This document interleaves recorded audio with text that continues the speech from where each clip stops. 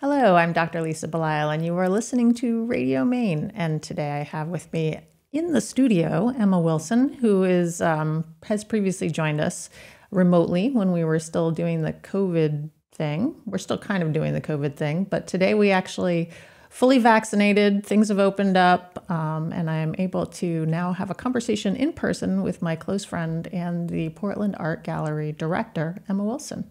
Thanks for coming in today. Thanks for having me. I really enjoy the opportunity to talk to people in this setting, particularly when it's people that I know, because sometimes I learn things about them that I didn't know as a result of spending many hours in a professional setting or maybe at a cocktail party, at events.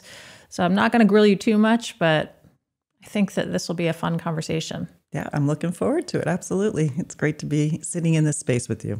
Yeah. So I guess I want to start with the Maine connection. You're not originally from Maine. I am not originally from Maine. However, my grandmother was born on Beckett Street in the East End, and she was one of 5 kids. And I grew up coming to Long Island because they had a family place that, had no electricity, no running water, all of those wonderful features of those island places. And I have this photograph, actually, that I came upon recently of me on the shoreline on Long Island. I'm probably in 3rd grade, and I do have these memories of, our family driving through the night from New Jersey, or maybe it wasn't through the night, but it felt like it, one of those old station wagons, and there were 4 of us. We used to be able to lay the seats down with our sleeping bags, and we'd arrive to the ferry, and we'd take the ferry out. Actually, it was at Park, and then we would take the ferry out, and then the person would meet us on the other end, and we'd be there for a month. So then there was a long stretch of my life where I really didn't have much time in Maine, but moved back here in 2007. So it's been wonderful. You spent quite a bit of time going about the country as a result of being affiliated with the military or having a spouse that at the time that was affiliated with the military. What was that like for you? It was such an adventure. I mean, there were aspects of it that were challenging and all that, but there's just such good people everywhere and around the country. At the time, I was living in New Hampshire. I just finished up my master's in social work. I met my former husband while I was doing my field placement at the New Hampshire State Hospital, and then he went ahead and was accepted into medical school in St. Louis. So we moved there for 4 years, and we had 2 children there.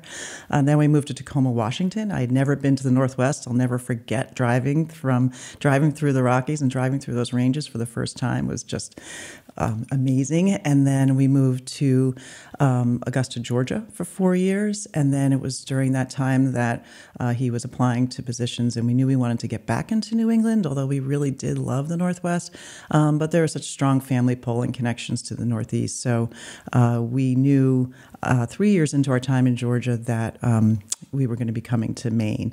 And then we moved here, and it's been a great journey. So, and while we were in Tacoma, we had our third child. Can't forget about mentioning him. So, yes. Yeah, but it was such a great adventure, and there's different cultures in all of those different places. We used to sort of just make this joke, like in St. Louis, people would ask you like which high school you went to. That was the big connector, and out in the Northwest, it was like what was your favorite coffee spot? What was your favorite blend? And down south, it was where was your church home, and Northeast, it's where you go to your college. Where do you go to college? But there's all these different sort of caricatures of different places that you know around the country. But we made such strong connections and such strong friends with every place we landed. And the philosophy I had with each spot we moved was, Tom was so busy. I was really building, the connections with the community and whatnot, but it was registering to vote and finding the local museum, because the museum really was your introduction into what was happening within the community where we just moved. So that became a really important tradition with us. So. Did you learn about art growing up? Was your family interested in taking you to the museums, or how did this come to be? Yeah, definitely. I was born in New York City. My mom still tells the stories of bringing me down to to the Museum of Modern Art for my classes when I was 4 years old. My sister uncovered some of those images and had them framed, which, they always like to say, you have such talent. I'm like, no, really, I don't. You do. But it's okay. But my mother, always instilled that in us. My father was a lover of music. He also loved fine art and appreciated it, but his passion was really around music. But my mother, the visual arts for sure.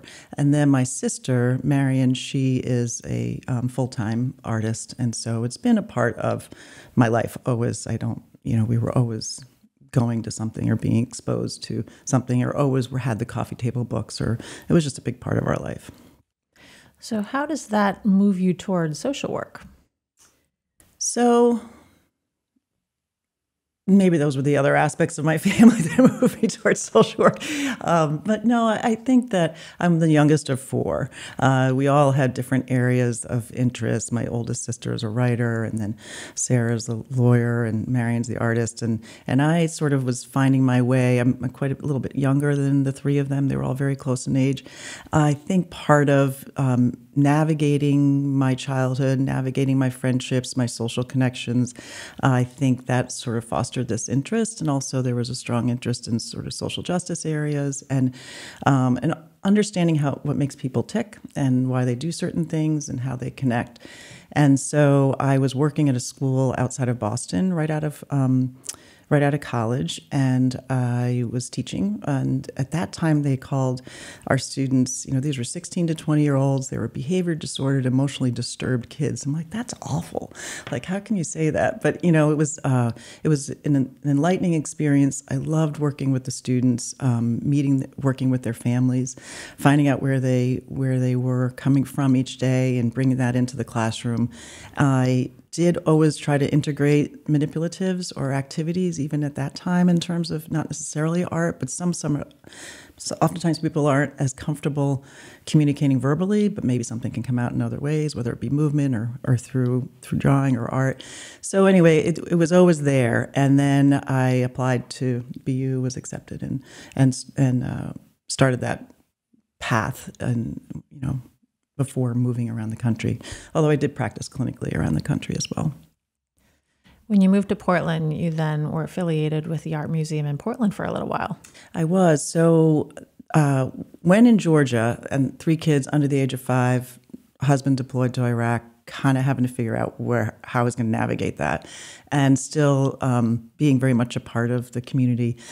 I was offered a position at a local museum, and it was the right number of hours. There was enough flexibility for me to manage a lot of these other areas in my personal life, and so I accepted it. And it was really wonderful. It was a wonderful way to understand and learn more about the South. And so I then, when we moved to Portland, I signed up for the docent class at the Portland Museum of Art, and Dana Baldwin, who went on to becoming one of my closest friends, she was the director of education at the time and just wowed me with her knowledge and in engaging us in the understanding of how to talk with people about art as opposed to like lecturing people about art. It was really important distinction. And so then there was a position that opened up, and it was the school tour coordinator. 3 kids, again, school hours. Was like, I applied, was offered the position. I was there for about 4 years. Yeah. So I did not return to clinical work when I moved to Maine. So this idea of talking with people about art and doing it differently than sort of talking at people. Mm-hmm. What types of things have you carried on into the work that you do today? Yeah. It's really important to listen to what it is that people are feeling or responding to when they're looking at works of art or when they're listening to a work of music or whatever it might be. But that is something that I really focused on, or really was trained when working at the museum with Dana, and then also it was modeled for me a lot within my own family of origin and whatnot. So it's an opportunity for us to interpret and talk about what's going on now, what's gone on in the past. I mean, it's so important as a vehicle for conversation, and it's such an important vehicle for expression. So I think that has been a connection for me all along. So not sure if that answers your question. Yes, you definitely answered my question. I have always been impressed with your ability to know people well. And I know that I can only speak for the Yarmouth, Portland area because this is, I've only known you since you moved to Maine, but you are very strongly connected in the community. I know that you know people in a really personal way.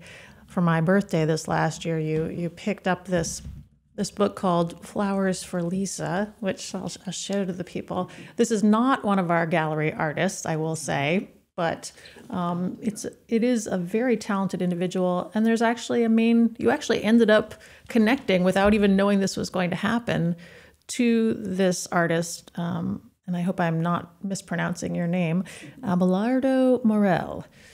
Tell me about that. So this book was introduced to me by actually one of our other artists, Emily Blaschke. And then I had a sticky on my computer for, I don't know, months because I wanted to look it up. It sounded so interesting. I thought of you, whatever. And then finally did. And then after finding the book and whatnot, I was delivering work to one of our clients. And while there, she introduced me. She says, "Oh, this is my friend." And I regret not remembering her name, and actually her husband is a wonderful artist and photographer and told me his name. And I was like, "Oh my goodness, I know, that's Flowers for Lisa." So it was just the way the world of Maine works. There's all these connections that are constantly happening. I'm always saying we're the big, small town or big, small state or whatever we are, but we're definitely very connected in this state. And so that was fun to sort of have an opportunity to be 1 degree of separation from the artist. So it is. And thank you for your kind words in terms of, I am so fortunate. I'm so grateful constantly for the people in the community that we have in Yarmouth and in Portland, and have been really encouraged along the way and really supported, and it's been something that I'm very grateful for. Yes, you and I have walked around Little John together. You've walked around Little John and Cousins with other mutual friends. Absolutely. So that community connection seems really strong and really important to you. Mm-hmm. Absolutely important. Yep, it's critical. Thinking about what the art gallery has needed to do, particularly since the beginning of COVID, but even really before that, I'm fascinated by the idea that you don't necessarily limit yourselves to what most art galleries do. You and I and the owner, Kevin Thomas, worked on this off-the-wall piece, which was done a couple of years ago. We'll probably do another one. We just haven't this year. Mm-hmm. But this ended up being really a lovely way of getting to know artists better and showcasing not just the work, but the person. So the photography by Sean Thomas and, the interviews actually that Kevin and I worked on together. And, the coordination that you did with all of this was just a way to introduce people like, Dorothea Cross to, the people who come into the gallery. Because sometimes the things that you see on the wall are just kind of a representation of almost like the iceberg tip of what's really going on beneath the surface. And I believe that Off the Wall really enabled us to kind of get a little bit deeper. Yeah, absolutely. I mean, as you know, there's no standing still when it comes to thinking about marketing outreach when it comes to Kevin Thomas, which is fantastic. I mean, that's what I think helps to set the gallery apart, is that we're always looking at ways to engage with our audience, and not everybody engages with art the same way, and not every client engages with us as a gallery the same way. So it's really about trying to find different communication styles, right? And to find that connection and way to introduce our artists to people who, are interested in them or maybe curious and interested in purchasing their work and therefore supporting an artist's livelihood. So this was a piece that we redid. We featured many of our artists. We have ideas about what we might like to feature in the future if we're able to create another one. And it's just some people just love having something to thumb through, and that tactile experience almost of having something that they can hold. But then also the visual images are so critical. And then learning a little bit more, not necessarily where somebody went to college, but what's important to them. Find out a little bit more, and that way, sometimes you might connect with a piece of artwork differently because you've made a connection with that artist, and something that has completely different to do than composition or palette. So and we find it happens a lot. Well, I'm one of those people. I mean, when I was growing up, our family focus was not art. And although my parents certainly didn't discourage us from liking art, I was the oldest in a family of 10, so we were not going to the Portland Museum of Art as a family, or the MoMA, or the Met, or any of the art museums. This is something that came to me later in life. And so for me, the story and the person and the artist, which really probably is related to the work I do in medicine, was extremely important. So now I will pick up, I'll look at a piece of art in one of the emails that goes out through the art gallery. And if I know the artist, I can say, wow, that really speaks to me. That's really something that I kind of feel like I'd like to have in my home. And I can't imagine I'm the only one who feels that way. Oh, definitely. I mean, okay, this is a really bad example, but we've all met that kid that we're never naming our child that name because we can't live with that or that person. Not a kid, but anyway. But no, I mean, I think if you feel a sensitivity or an admiration or whatever it is, that it strengthens that. And you want to feel joy in your home, and you want to feel comfort, and you want to feel love, and you want to feel all those sort of positive things. Obviously, we all have a wide range of emotions when we're in our own homes, but it is to be able to make that connection. It adds value. It adds value to the experience of the art buying. And in terms of storytelling, I mean, your writing and your medicine and all of the work that you do, you're constantly looking for that story and engaging with people around their story, and so open to learning more about people. That's just what you do naturally, it seems. So, well, thank you. And you can tell Emma and I, it's basically a mutual admiration society. So we could do this with each other all day because we do really appreciate one another and have known each other a long time. We won't bore anybody. Yeah. Well, yes. Well, a good friendship, that's never boring, right? I'm looking at this piece that's behind us that is an Anne Sklar piece. And what you're describing is something that really is particularly true with Anne Sklar. Mm-hmm. So Anne Sklar was supposed to have an opening in the gallery, and she's located in Florida for a part of the year. Mm-hmm. So she had come up and she was ready, and there was a fire. We had a fire in the gallery in 2018. Mm-hmm. And we needed to move off-site. And Anne and her family were really wonderful about their willingness to do this. But when I look at this piece, and I love Anne's work anyway, but when I look at this, I just think fire. Oh. I think fire and Anne and her kind of just stepping toward something that really could have been very problematic. She could have said, oh my gosh, I worked so hard and there's this fire and I'm just going to give up.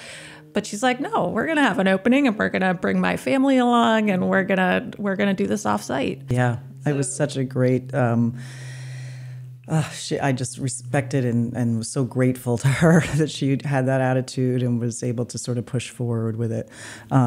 I think of it also when I see that, Anne has a certain tenaciousness and spitfire, in her.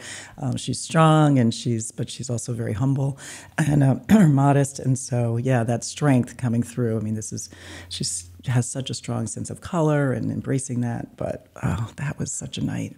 But we happily are reopened. We were able to really work together as a team and be able to come through that. And there were a number of transitions at that time, and we're stronger than ever. And we have people like Anne, artists like Anne, and many others, are in Off the Wall that just have worked so hard and stayed with us and keep pushing themselves as artists. And we're better than ever. So, and then, I'll just stop at that. Yeah. Well, that actually leads into the next question. So I was actually wondering if you were going to, because you and I are so closely connected, if you'd actually answer the question before I asked it. I bet you probably would have, but I'll ask it anyway. This most recent transition back to in-person openings, you've now had a few, and it's after having spent more than a year not doing in-person openings and having the virtual openings with their Matterport so people could do a tour of the gallery. Tell me what that's been like. It's been exciting. It's been scary. It's been a learning process. It's been hard work. It's been productive, and it's been exhilarating. I could go on with a list of different adjectives, I'm sure. We have an amazing team. And so I am very, very lucky to work with an amazing team who has that attitude of not like, we're going to close, this is doom and gloom, we can't do it. We have to figure out what we're going to do to push through, to make it happen. And that's all relates to how we are as people, and who someone like Anne is, right? So we were told, obviously, we needed to shut our doors in March of 2020, and then Kevin and myself just really looking and saying, what are we going to do? Like, we can't close, we can't close, and so we worked very hard to transition to a strong online platform. Kevin is a marketing genius, and so this is really we're so fortunate to have his leadership through that time, because we really were able to we already had a lot of the backbone that we needed in terms of a strong website and some good database, but we really needed to amp it up. And so we had, and in those moments, people oftentimes, they just want to know what to do, right? So we had artists looking at us like, what are we supposed to do? Like, and we're like, paint, create, whatever it is, just keep doing it. And they're like, great, this is like a dream for me, because this is what they are being given. They're like, it gave themselves permission, the opportunity to just go and focus really on their artwork, because that's what so many people needed the time to be able to do. And then we, meanwhile, became very focused on our virtual presentations. We were really lucky to have this relationship with Sotheby's, and Alexa Ostreicher had offered us an opportunity to do a Matterport for another install collaboration, and then they allowed us or partnered with us to be able to use that program continuously, and that has made a big difference. But the things that have made a big difference is definitely strengthening, or the things that make a big difference, strengthening that online, the Matterport walkthrough, people on our website, I mean, we can tell from Google Analytics, people are really curious about that, and it gives them an opportunity. We have people walking into the gallery now. They're like, we just miss this. We just miss standing in front of a work of art and being able to just have that experience with it. Whether you like it or don't, doesn't matter. It's just having that in-person experience. Matterport's like the closest thing you could get. Virtual openings, our artists also are like, what are we going to do? We're like, we're going to have openings. We're not going to have them in person, but we're going to do it virtually. And so we were able to continue to work with, Sean Thomas did the video, and we were able to use the resources that we already had in terms of our client outreach database. And so people wanted it. We kept hearing responses from our clients like, this is so great. And so that is energizing. And people started to gain confidence in buying work without seeing it in person. And that was critical. So it wasn't like one piece worked. It was like everybody was working together for that common goal. But we were all, panic's not the right word. We were all definitely concerned. I mean, it was such concern for what was happening in our world. Absolutely. And then you bring it down to your own personal world and sort of see, okay, how are we going to function? What are we going to do today, and how are we going to get through this? And so it has been a journey. And so we have every intention to continue with our virtual openings and with our Matterport. That's the way we stay connected with clients that are in California or England England or wherever. We are shipping all around the country now to people who feel like they have an understanding and know our artists. They feel like they know us as people at the gallery, and there's the building of a trusting relationship. So it's been a journey. It's been exciting, but those early curbside deliveries, when I'd be driving up and I can't see the person, but I'm like, okay, I'm going to leave it at the garage door, and then I get in the car and I drive away, and then they come out and take their artwork, and then you talk on the phone. I mean, those are just sort of priceless experiences we're going to have to remember with each other, that are very different than what we had anticipated. I've also been impressed with the people that work with you in the gallery who, I believe one of the people started working for free at the beginning of the pandemic and said, I just want a job. I know that you guys are closed down, but was like, I'll do anything. I'm going to jump in. And so people like Emma and Emily and Missy and now Emmy Schneider, these are all people who really have just kind of persisted. Okay, this is what we're going to do. We're going to move through this. And I think that you're right. It goes along with what you've already described about your artists. Absolutely. There's a certain work ethic that some people have, and there's a certain that you can tell. So Missy came to work with us in 2018, and she is also one of our represented artists. And so this was right after the fire, really. We had half opened up, and Missy joined our team, and she has such a, it's been such a joy to work with her, and she has a way of talking about art and understanding art that's been really impactful when she's talking with clients, and also she works so hard on her own practice, and so she, going into COVID, sort of looked at us like, okay, so I think she anticipated we were not going to be shutting down. We were still going to be trying to figure it out. I mean, she definitely wasn't able to work in the gallery. It's not like we could, weren't able to offer her that opportunity, but she embraced that next step. Emma did. She reached out. She's like, I just want to volunteer. And so we were able to arrange for her to be able to do some inventory work in the beginning. She was able to get our, work with us in terms of getting images, because that was becoming so much, having the digital images was increasingly important in our communications, and just had recently graduated from art school. Didn't anticipate being in Maine all of a sudden. She was planning to be in New York, but fortunately for us, she ended up being in Maine. And then once things changed, we were able to offer her a position. She works with us full time. So that's been phenomenal. And then Emmy, of course, has been an intern. She's relatively new from here in Bowdoin. And then Emily Blaschke, she works with us as needed. It's the PRN version, for the medical world when we needed it. But Emily has a certain fearlessness to just enter into the fray and just be like, okay, what can I do? But that's how she responds really well in that type of moment. So, and she's very loyal. And then, of course, there's Kevin, my colleague, and that we work together.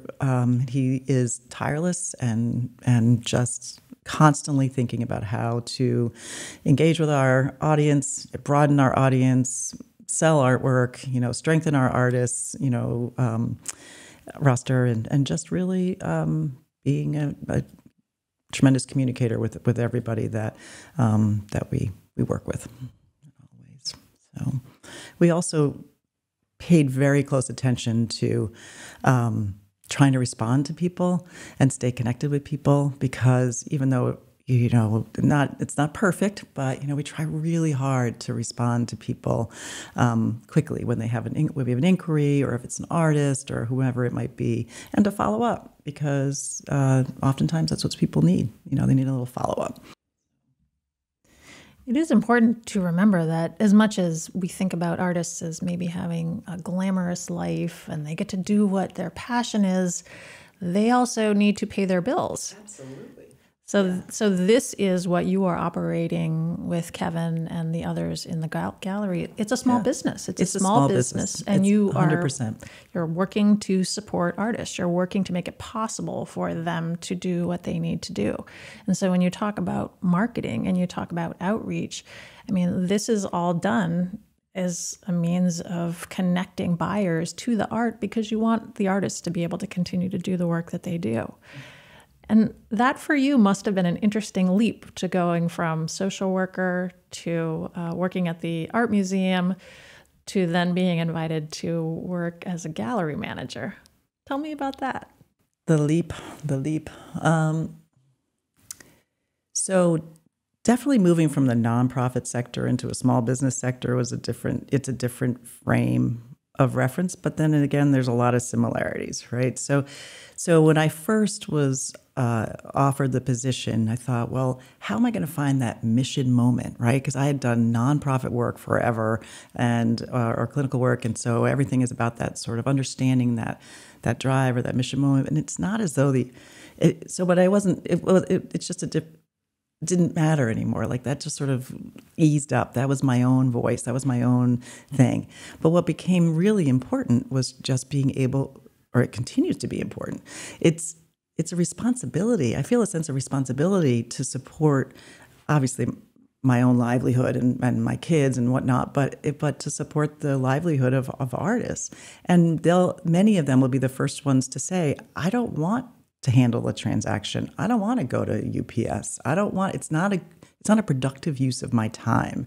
Where the way in which I can be more productive and useful is to create this work that perhaps then you can go ahead and market and sell to somebody to enjoy and live with. I also, though, have this tremendous respect for artists and the amount of vulnerability that they experience. Anyone can look at a work of art and have most people do, right? They have some sort of response. They can dismiss it or embrace it with a drop of a hat. And you don't know what really went into that from an individual artist's perspective. I mean, I definitely had witness to that growing up with my mother and certainly with my sister. So I have had exposure and an understanding of how hard that is and how important it is to be just very respectful and understand that there's a lot more to it than just putting it on the wall. So it's been a transition working in a small business, but it's been some of those same qualities or the same approaches translate, really nicely into this. I mean, it would be different perhaps if it was like a big conglomerate or something. I don't know. That I would probably have a really hard time with. I can't imagine that. But who knows? Oh, we want to keep you. So no, I'd have no interest in going anywhere. Let's just keep that way off to the side as an ever possibility in your life. Don't worry. Not going to happen. One of the things I've been impressed with is the support that you and Kevin Thomas have always had of younger or newer artists. And this beautiful book that just came out, this is The Traveling Artist, A Visual Journey, and this is by Missy Dunaway, who we actually interviewed pretty early on. If you remember, if you have been watching all the podcasts, we talked about her chickens. So if that rings a bell. And I mean, it's just a gorgeous, gorgeous book.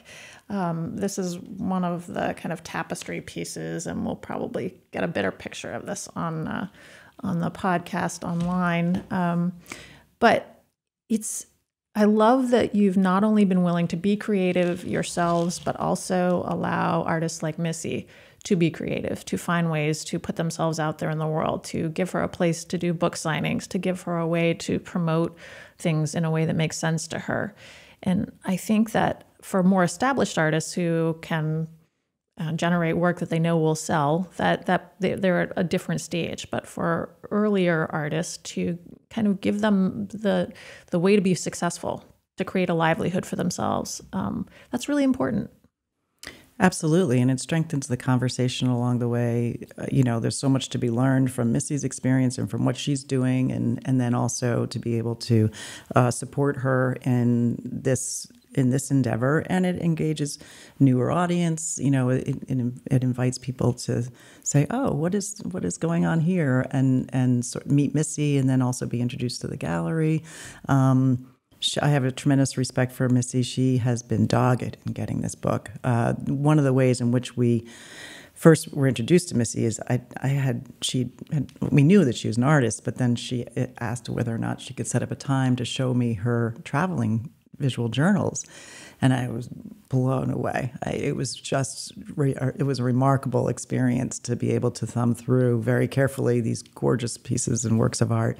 And then we met with Kevin, and then we started the artist representation experience relationship and continued with the gallery relationship as an employee. But yeah, I've learned so much just by Missy going through this process and how she was able to get the book published. And then also if we have something that we can offer to promote and help and sustain our artists, then we're going to really work to do it. I mean, I'm not talking about for them to go and sell to somebody else, but I'm talking about like strengthen their career and to be able to introduce something new to our audience and to our clients. They love learning more. Like, this is a treat for everyone. So, well, I have very much enjoyed our conversation today. As have I, always. Yes. I know there was the very first podcast when we talked, and I was in my living room or in my dining room. Yep, that was 4 months ago. It was before you moved into your new house, I think. That's right. Yep, I was still living in Yarmouth before I moved to Portland. So you and I will continue to touch base along the trajectory of our lives. I hope so. Thank you for all the work that you do in supporting artists and for being an important presence in my life, certainly. I invite people to go to the Portland Art Gallery. If you haven't met Emma already, well, obviously I think she's wonderful, but I'm sure you will find that for yourself if you meet her in person. If you've been in touch with the Portland Art Gallery, you may actually have spoken with her on the phone or had an email conversation. But I've been speaking with Emma Wilson, who is the director of the Portland Art Gallery today. We are so fortunate to have people like Emma. I am so fortunate to have people like Emma in my life, and Emma herself in my life. And I hope you've enjoyed my conversation with her. This is Dr. Lisa Belisle on Radio Maine. Thank you for joining us. Thank you for having me, Lisa.